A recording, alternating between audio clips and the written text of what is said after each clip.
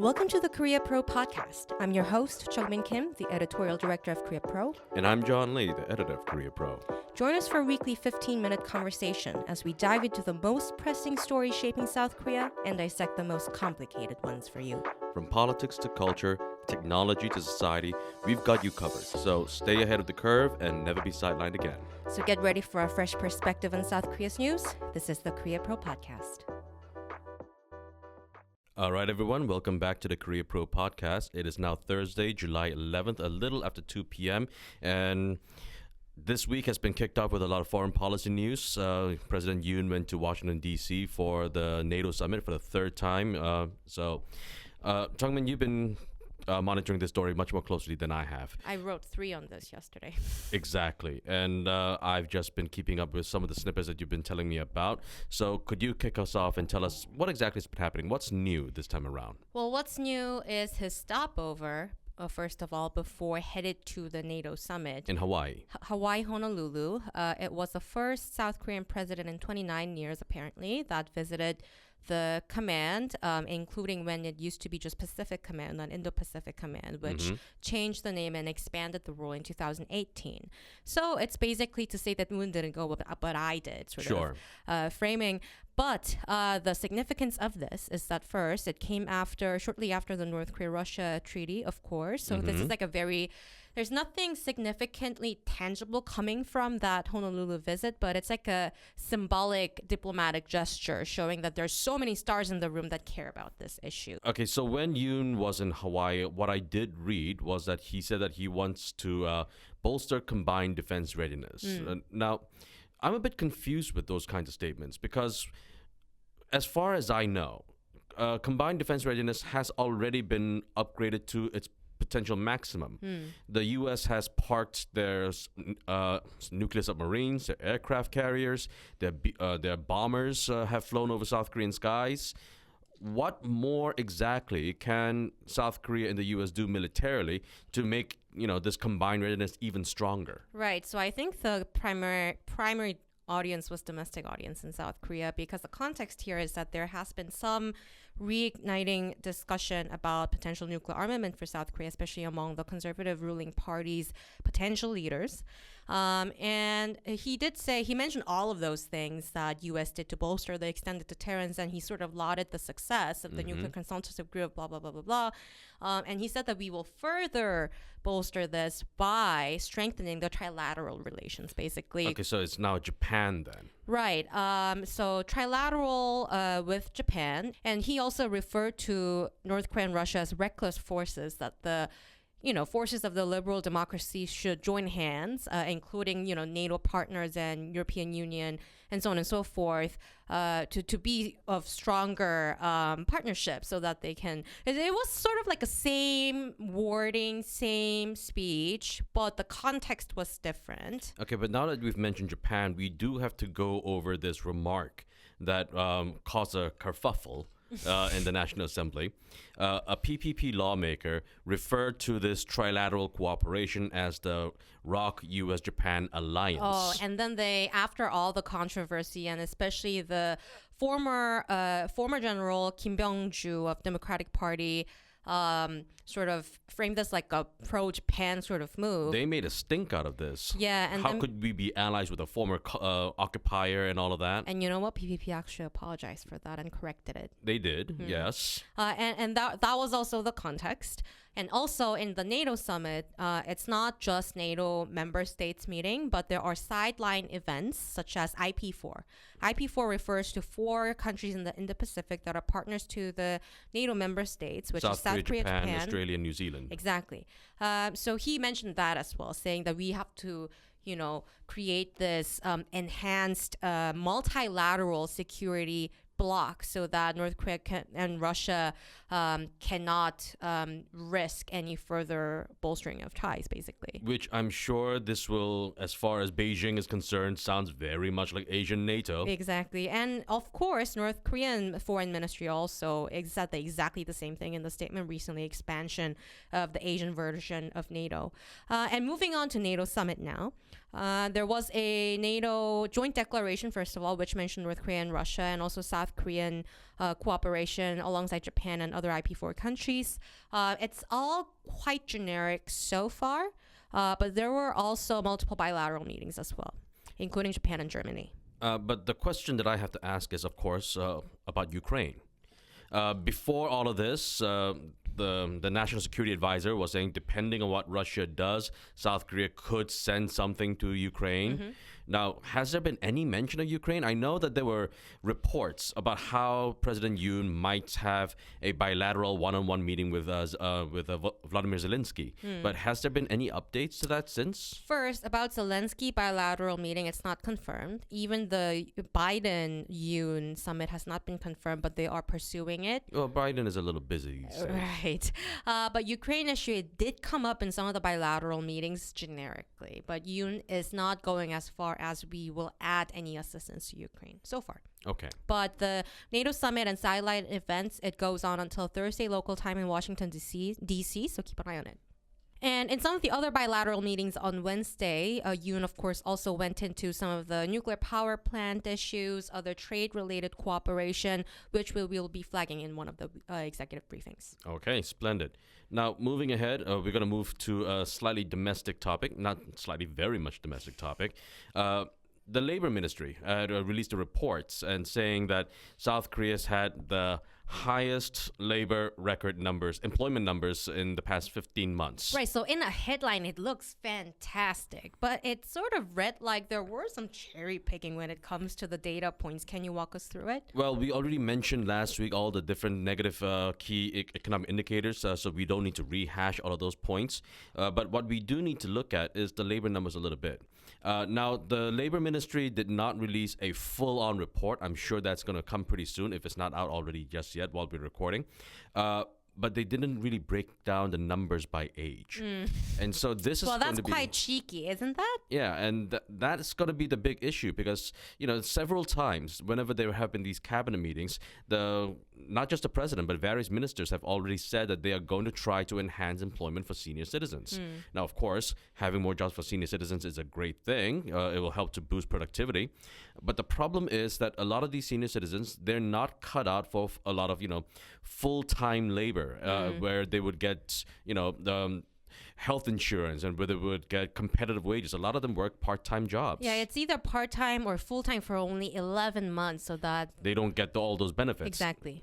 And so, we do have record high employment figures, but as long as we cannot break down those numbers by different demographic groups within the population, it's kind of hard to actually celebrate about this because we don't really know how it's breaking down yet. Did they say anything about how much of those new employment went to the younger generation citizens? I did not see that data point. Again, I might have missed it. I'm not sure if it's out yet, but we'll have to check those numbers again to actually be able to say specifically which groups are the ones that benefited the most. And the context here is that it's Thursday today. Just this morning, South Korea announced that we are reaching a super aged society. We're going to reach it very, very soon. It's now 19.51% of South Korean citizens are over 65. And it has to be over 20% to be a super aged population. But because we're at 19.51, we're right on the cusp. Stay ahead in understanding South Korean politics, business and society with the Korea Pro subscription. Gain access to daily email newsletters, expert briefings and exclusive events designed for professionals like you. As a podcast listener, you can now try Korea Pro for free and subscribe at a discounted rate if you like what we're doing. Equip yourself with the insights that matter most. Visit koreapro.org/podcast to subscribe and ensure you never miss a critical update. Korea Pro, never be sidelined again. Another domestic news update, which this one will sound quite petty, but trust me, there is a leadership/political implications of it.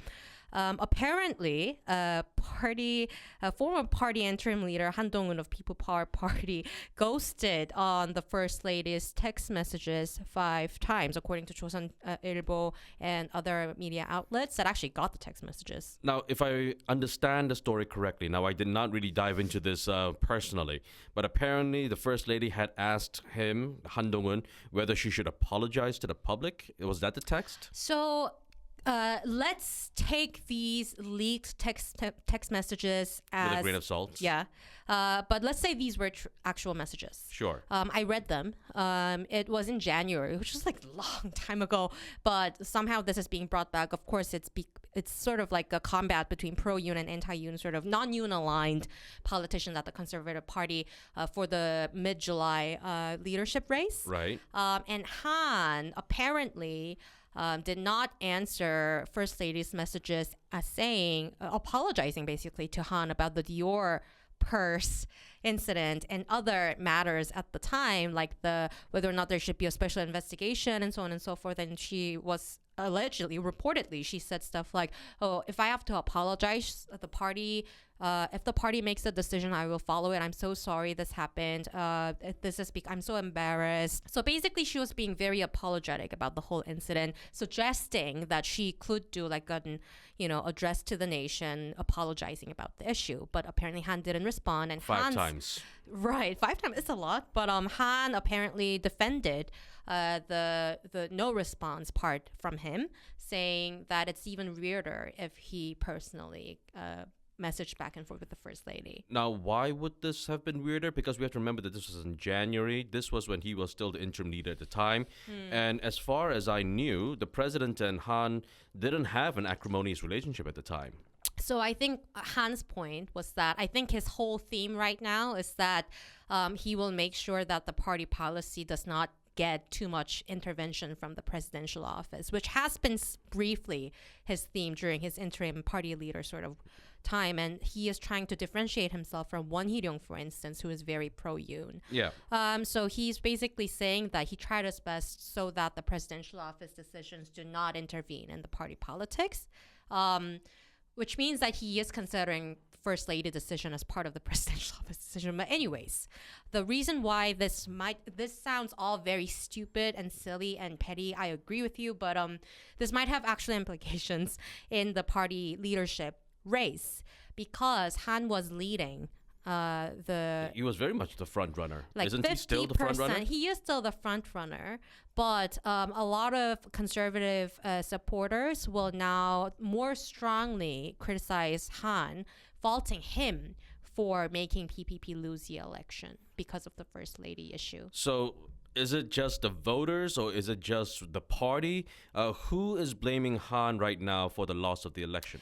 Basically, Hong Jun-pyo, for instance, very anti-Yoon sort of figures in the party, as well as very pro-Yoon figures in the party. So he's being attacked by both. Okay, Yeah. all right. So we said this months ago when he was first nominated to head the party as an interim leader. His best days are behind him. And also, I don't always agree with commentator named Jin Jung-kwon, but he recently described the DP approach to politics right now as the bigger the lie is, the bigger the output is. So he is framing it like the classic totalitarian way of creating propaganda that mobilizes people. And then he described the PPP politics as 궁중정치, which is like Joseon dynasty sort of logic, like, oh, you crossed the First Lady, you crossed the king, you shall die. Okay. I'm not sure if I agree completely about the DP's approach of being the bigger the lie, the bigger the output. That sounds very ominous, sort of very propaganda, 20th century sort of style. That's a bit more than I'm comfortable with agreeing with. Yeah, me too. Yeah. But the Joseon dynasty comparison, line. that's very clever. Week ahead. Let's start with domestic politics. We are expecting potentially July 19th hearing at the National Assembly. PPP will probably boycott that, but DP will hold a hearing about the viral petition recently going over 1 million signatories calling for a proposal of impeachment bill against Yoon Suk-yeol. Right, and they picked that date specifically because that's the 1-year anniversary of the death of the Marine who died during rescue operations during last year's floods. So that's going to be quite the theater. Right, and I flagged in one of the analyses that I wrote recently, the impeachment itself technically is very, very difficult to actually happen. But still, the hearing at the Judiciary Committee, it will draw a lot of headline, a lot of attention, and the DP will probably use it as a stepping stone towards pressuring the presidential office not to veto the next special investigation. Sure. Again, I have to completely agree with you. Once it comes down to actual constitutional measures, this doesn't seem like it can go forward, but, politics is theater. Right.